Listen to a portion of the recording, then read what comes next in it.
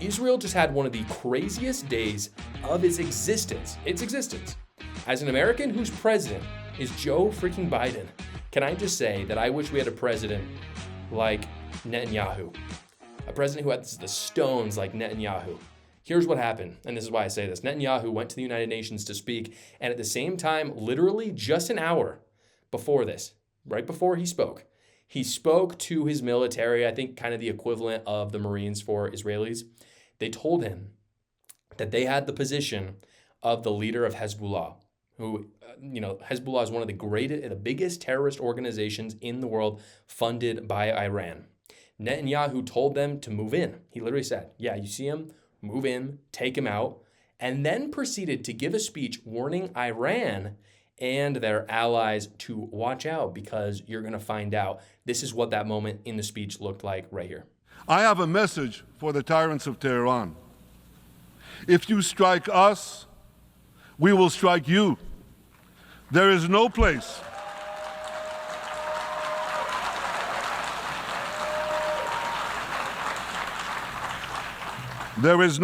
in Iran that the long arm of Israel cannot reach.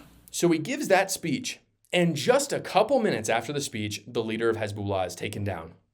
He's telling terrorists, again, this is why I say that I would like someone like Netanyahu instead of Joe Biden. He's telling terrorists to be afraid of Israel while their planes are getting in position to take down the leader of one of the largest terrorist organizations in the world. That's so bad, eh?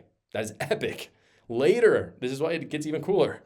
Later, he issued a video, not to the government of Iran, which is what he was doing in that first clip, but to the people of Iran. Here's what that looked like. There's nowhere we will not go to protect our people and protect our country. With every passing moment, the regime is bringing you, the noble Persian people, closer to the abyss. The vast majority of Iranians know their regime doesn't care a whit about them. If it did care, if it cared about you, it would stop wasting billions of dollars on futile wars across the Middle East. It would start improving your lives.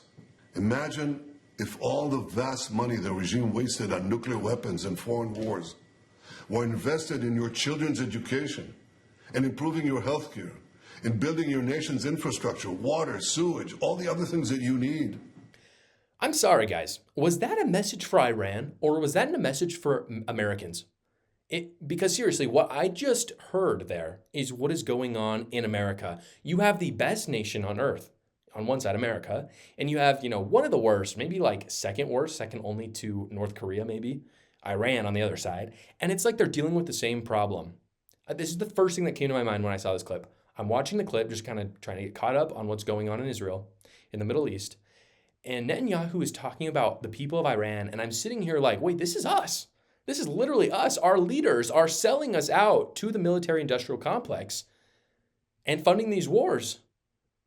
Being involved in useless wars. Those are the words that Netanyahu uses, and this is exactly what the mainstream media will not tell you. These wars are a waste because, as it turns out, guys, every dollar that is spent for Ukraine or Israel is a dollar that they're not spending on our kids' education, on infrastructure, all those things that Netanyahu talked about in that speech, or inflates the currency for everything because they just print the money to do it. That's really what they do, right?